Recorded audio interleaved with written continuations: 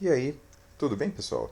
Vamos falar um pouquinho sobre a Revolução Francesa, o processo revolucionário que dá início à Idade Contemporânea e que começa em 1789 e só termina 10 anos depois, 1799, com a ascensão de Napoleão Bonaparte. Nós temos aí, para poder compreender esse processo, uma França fisiocrata, uma França onde a natureza, e por dizer natureza a gente pode falar as questões agrícolas, ditavam o ritmo econômico do país. Nós temos isso como uma das causas e talvez como a força motriz por trás da revolução em si. Tudo isso porque o mundo já caminhava cada vez mais para uma era mais moderna. Uma era mais moderna capaz de se relacionar o patrão com o trabalhador através de um contrato de trabalho, através de uma industrialização melhor. E a França ainda resistia a esse processo. A França ainda era palco do modelo de antigo regime clássico que nós víamos. Um absolutismo passado geneticamente por herança de sangue. Nós temos um modelo de economia mercantilista, onde havia para as colônias francesas grandes perdas por causa do monopólio. Nós tínhamos um Estado dividido entre a Igreja Católica e as demais igrejas protestantes que estavam ali tentando influenciar o reinado, com destaque para a Igreja Católica. Ou seja, nós temos um antigo regime clássico na França nesse momento. E esse antigo regime clássico não encontra mais lugar no mundo a partir da Revolução. Muito bem, é a partir desse momento que nós vamos ver que a, nas Américas a liberdade começava a se formar. Os Estados Unidos, com a ajuda da própria França, se tornaram independentes. E aí o velho continente ainda continuava com as coisas do antigo regime, avesso a todo tipo de mudança. Luís XVI governava a França como um rei absolutista. E isso vai lhes custar muito caro. Muito bem, o rei detinha o poder absoluto. Uma sociedade dividida em ordens, você pode chamar, se quiser, estamentos. Mas era importante que você saiba, não há nenhum tipo de transição vertical nesse tipo de sociedade. Todas as transições são horizontais. A pessoa passa de casado para viúvo, de solteiro para casado, mas você não pode sair, por exemplo, da plebe, do povo e virar um nobre. Não existe a história de princesa do príncipe olhar, se apaixonar por uma plebeia qualquer, se casar com ela e ela acabar virando uma princesa. Isso é conto de fadas. Isso não existe. E o rei detém o poder absoluto. Sociedade dividida em ordens, uma desigualdade entre os grupos, e nisso havia o terceiro estado, onde estava a maior parte do povo miserável, mas também estava a burguesia, culta, poderosa economicamente, mas alheia a tudo que acontecia politicamente na França. Camponeses existiam, mas eles estavam sempre vivenciando a miséria, porque dependiam dos poderes dos senhores feudais franceses. Nas cidades não havia empregos o suficiente para todos. Então, a França era um grande terreno fértil em miseráveis. Uma divisão de propriedades e de renda absurdamente desigual. Nós temos 84% da população vivendo com muito pouco. Basicamente 20% daquilo que eram as propriedades. E mesmo assim havia muita concentração de renda. 2,5% da população, que era o clero, guardava basicamente 40% das propriedades, enquanto a burguesia tinha 13,5% da população e outros 40% das propriedades. Ora, assim nós entendemos que os 20% restantes estavam basicamente nas mãos da nobreza feudal, restando muito pouco ao povo. Por isso o povo francês era absolutamente miserável. Assim, embora com essa dificuldade, com tudo, a França continuou. O problema é que o somatório de uma economia baseada na agricultura, diversos problemas climáticos que a França enfrentou em 2 décadas basicamente seguidas, problemas de desemprego, salários muito baixos, não havia como suportar a concorrência dos produtos têxteis ingleses. Os trabalhadores começavam a se revoltar, tumultos começavam a acontecer, violência nas ruas, porque o exército, no papel de polícia, servia ao imperador com violência, gerando cada vez mais violência.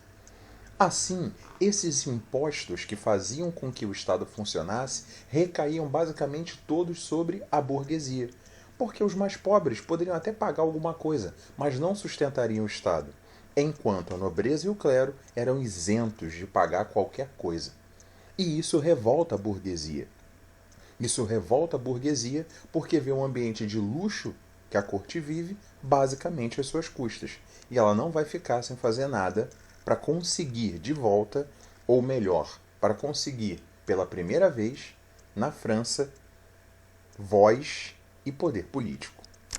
Bem, para isso, esse descontentamento popular acabou causando o que a gente pode chamar de raiz ou semente da Revolução, que é quando o rei manda convocar os Estados Gerais, uma instituição política francesa para momentos de grande crise.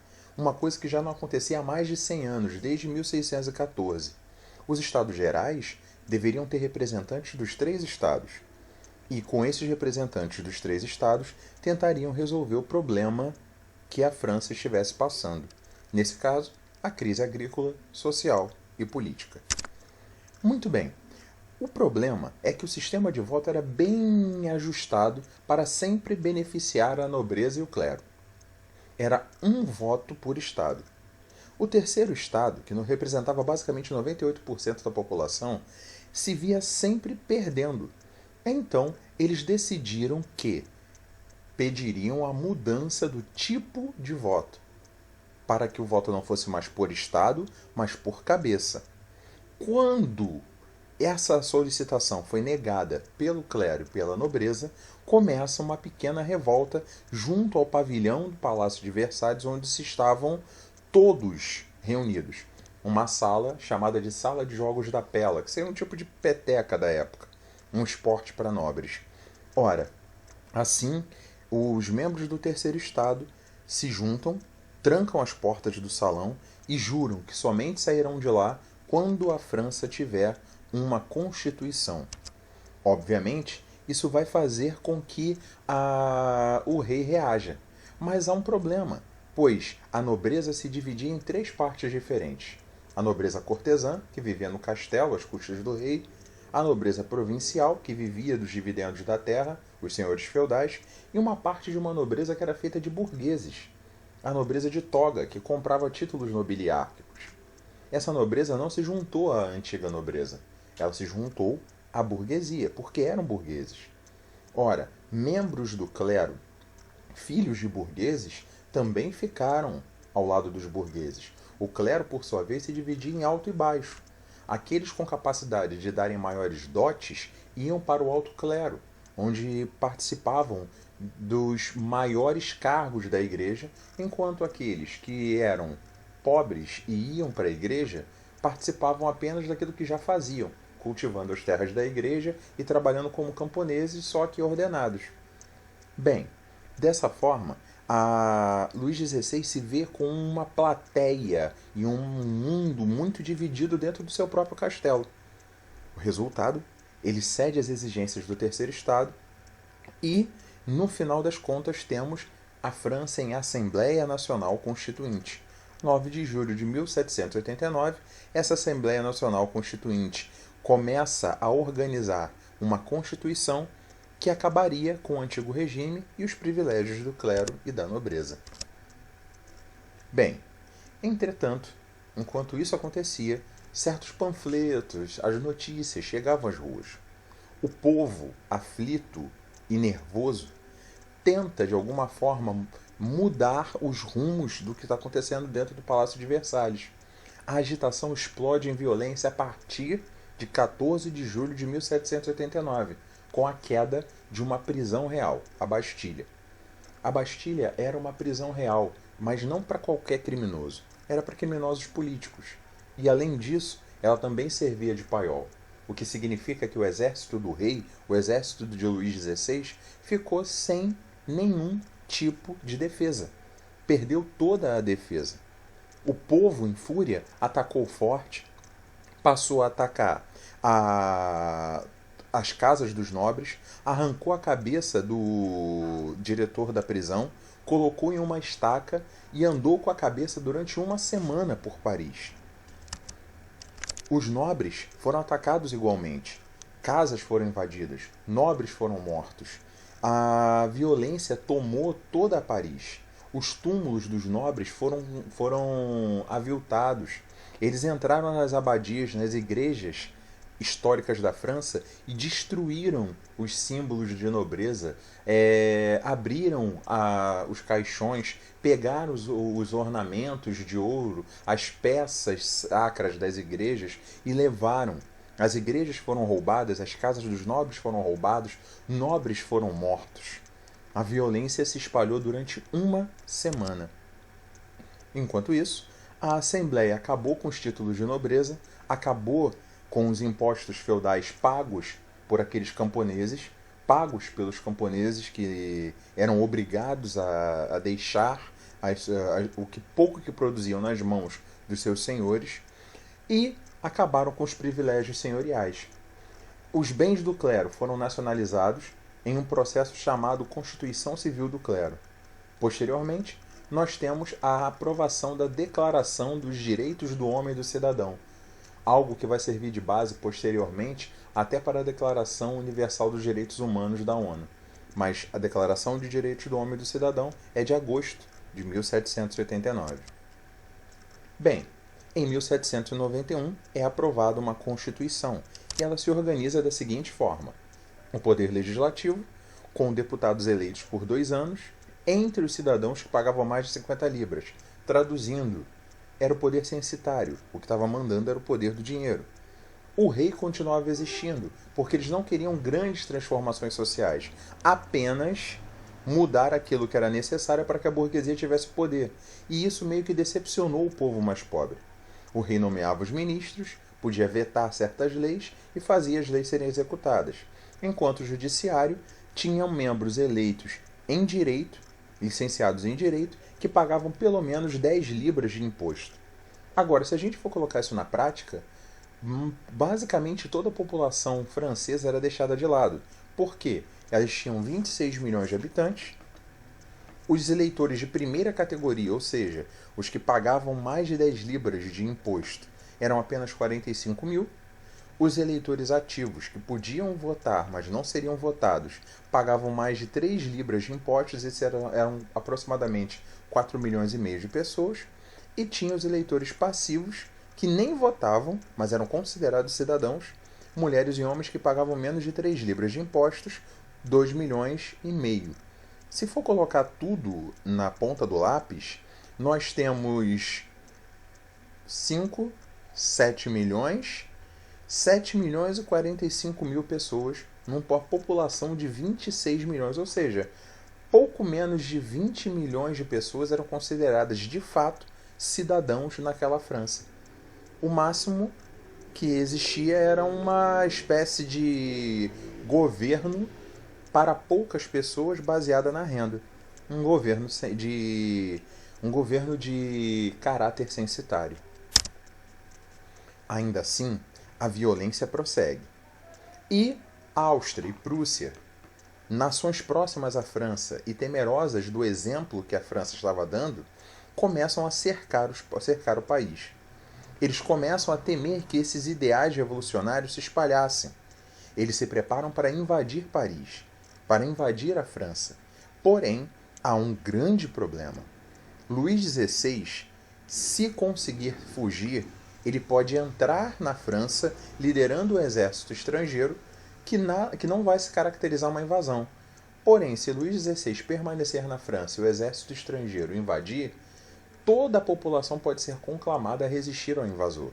Luís XVI é então fiel da balança, e ele dá claras evidências de que quer fugir. Portanto, é constantemente vigiado. Ainda assim ele foge, mas, mesmo fugindo, acaba preso posteriormente e volta já como um traidor da pátria. Ora, traidor da pátria, Luís XVI já não tem mais tantos poderes e a França é invadida. Com a França invadida, nós vemos então surgir a canção que animava os soldados na batalha e hoje, hino francês, a Marselhesa, Allons enfants de la patrie, les jours de gloire arrivent. Avante, filhos da pátria, o dia da glória chegou. Bem, cada vez mais a violência cresce. O povo francês vai acabar elegendo, por sufrágio universal, ou seja, voto aberto para todos, menos para as mulheres, sempre menos para as mulheres, um grupo chamado Convenção Nacional. É abolida a monarquia e a república é proclamada em 22 de setembro de 1792, após a última vitória contra o exército austro-prussiano. Quando o exército austro-prussiano é derrotado e a monarquia definitivamente cai, dando lugar à república, é nomeado o Comitê de Salvação Pública, que passa a exercer o poder, liderado por Robespierre. O Comitê de Salvação Pública, junto ao Tribunal Revolucionário, mantiveram a França no chamado período do terror. O Tribunal Revolucionário controlava o Comitê de Salvação Pública e ambos foram responsáveis por milhares de mortes nesse período. Uma coisa importante também é que, por decreto, a abolição da escravatura para as colônias francesas em 4 de fevereiro de 1794. Posteriormente, no período do terror, a violência aumenta. Luís XVI é condenado à morte e é guilhotinado em 1793 em praça pública. Ao ser guilhotinado, posteriormente sua esposa também e o seu filho, o que lhe sucederia ao trono, é tomado pelas forças revolucionárias. O menino é tratado com tanta violência, mas com tanta violência que vem a falecer muito jovem. Bem, milhares e milhares e milhares de franceses foram mortos, considerados traidores. E isso começava a fazer com que o poder de Robespierre assustasse as pessoas. Muitas pessoas acabaram morrendo, inclusive o próprio inventor da guilhotina, um médico chamado Joseph Ignace Guillotin, que pensava em um tipo de morte rápida sem causar dor, e Antoine Lavoisier, pai da química moderna, que também foi guilhotinado em 1794. Para quem não associa Lavoisier a nada, ele é o autor da frase célebre que na natureza nada se cria, nada se perde, tudo se transforma. Bem, o calendário francês é mudado. Embora isso não seja necessariamente a informação mais importante, é fundamental lembrar que o terror causou grande medo entre os membros da burguesia. E assim que os exércitos externos começaram a se retirar, começaram a diminuir a pressão nas fronteiras da França, Robespierre foi considerado perigoso demais para permanecer no poder. E há um fim ao período de terror, chamado de reação termidoriana, fazendo com que Robespierre fosse guilhotinado também em 28 de julho de 1794, acabando com os jacobinos no poder. Bem, essa reação vai fazendo com que seja necessária uma nova Constituição. É feito, então, um novo governo chamado de Diretório. O Diretório é constituído por 5 membros eleitos pelo Legislativo que vão se organizar como se fossem um executivo. É chamado de República Burguesa.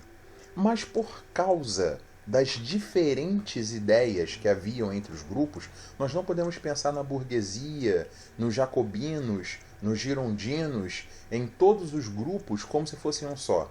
Eles eram compostos por pequenas células. E é importante ressaltar que, nesse momento, nós temos uma grande disputa de poder.